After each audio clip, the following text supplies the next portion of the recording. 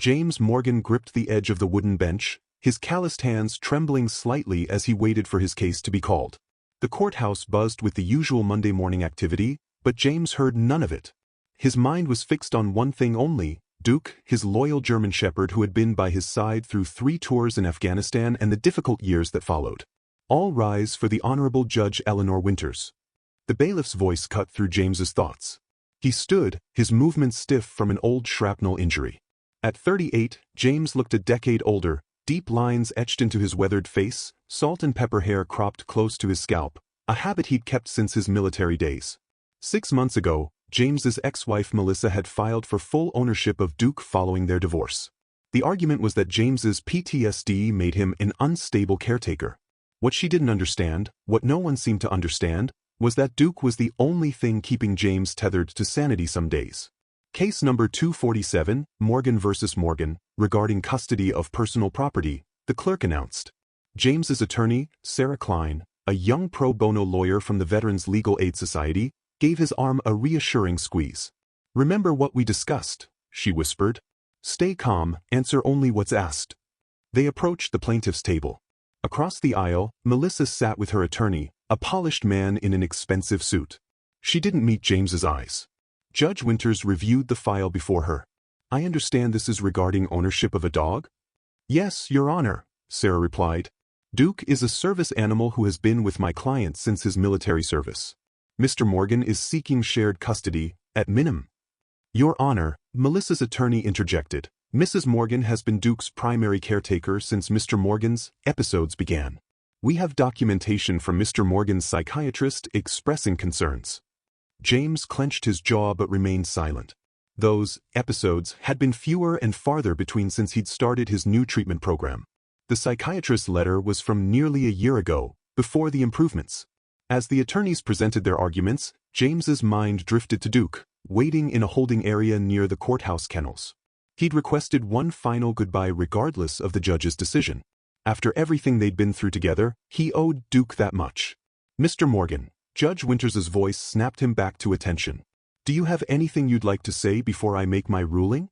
James stood, suddenly aware of how his uniform once gave him confidence in difficult situations.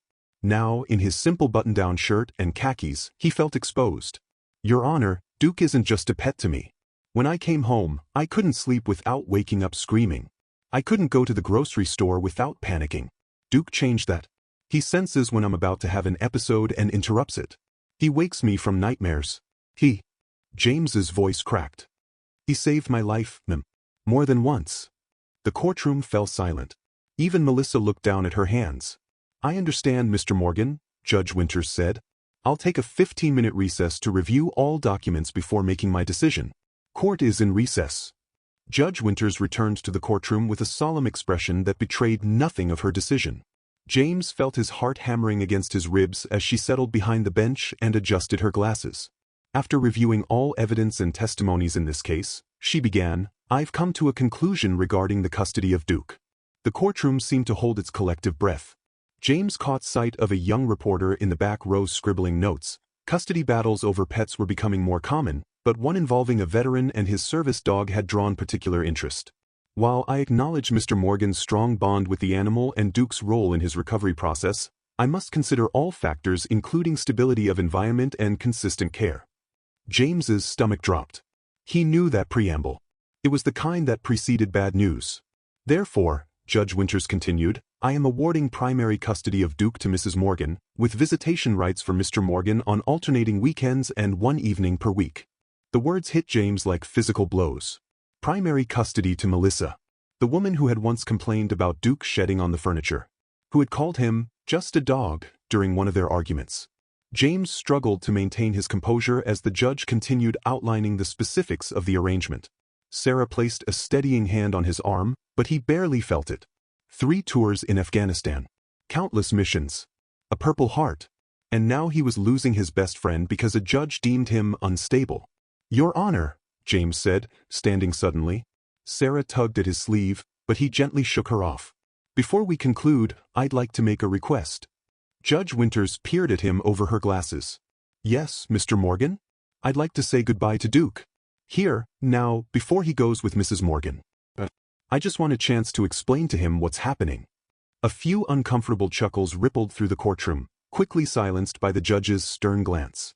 "Mr. Morgan believes Duke won't understand why he's suddenly not coming home with him," Sarah explained, rising to stand beside her client.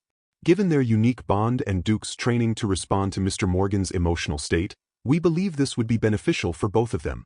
Judge Winters considered the request, her expression softening almost imperceptibly.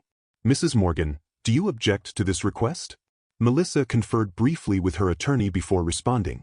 "No, Your Honor. I have no objection." "Very well. Bailiff, please arrange for the animal to be brought into the courtroom. We'll take a brief recess while this is being arranged." 20 minutes later, the bailiff entered with Duke on a leash. The German Shepherd's ears perked up immediately upon seeing James, his tail beginning to wag enthusiastically. Before anyone could stop him, Duke pulled away from the bailiff and bounded across the courtroom toward James. The ex-soldier dropped to his knees, embracing the dog as Duke whined and licked his face, entire body wiggling with joy at their reunion. Several people in the gallery dabbed at their eyes, moved by the display of affection between man and animal. "Hey, buddy," James whispered, his voice thick with emotion. "I've missed you so much."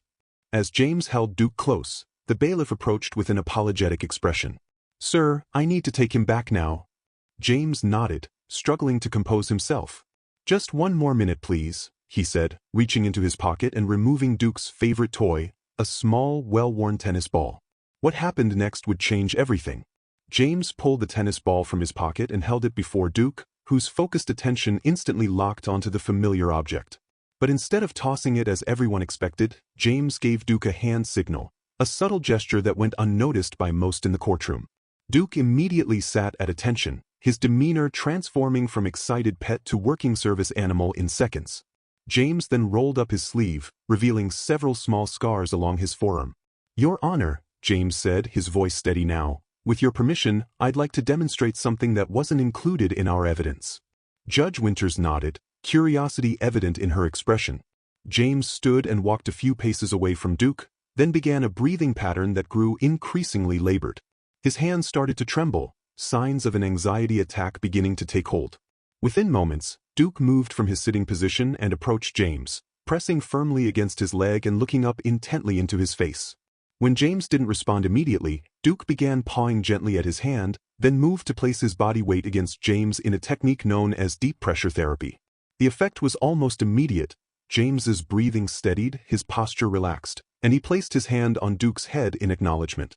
"Duke is trained to interrupt panic attacks and anxiety episodes," James explained to the silent courtroom. "What you just witnessed wasn't just a pet showing affection, it was a service animal performing his duty."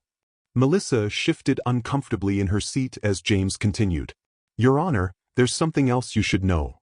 James nodded to Sarah, who approached the bench with a folder. "These are Duke's official service dog certification documents and his military service record.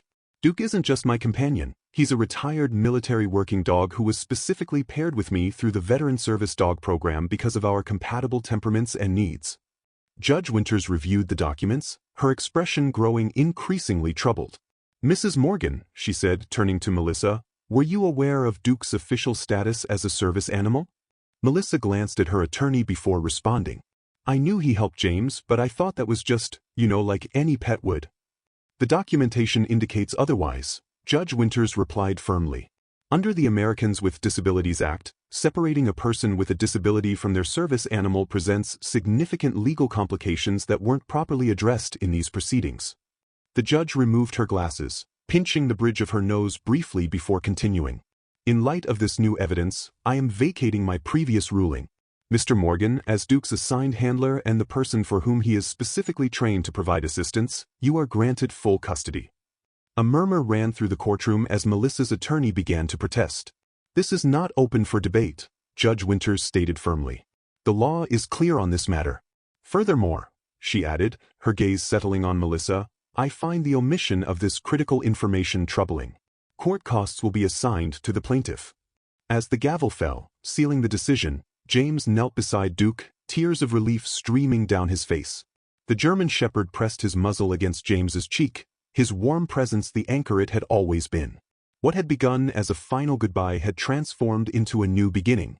As James left the courtroom with Duke walking steadily by his side, the reporters who had gathered for what they thought would be a simple human interest story now hurried after them, recognizing that something much more profound had unfolded, a testament to the unbreakable bond between a soldier and the companion who had saved him, both on and off the battlefield.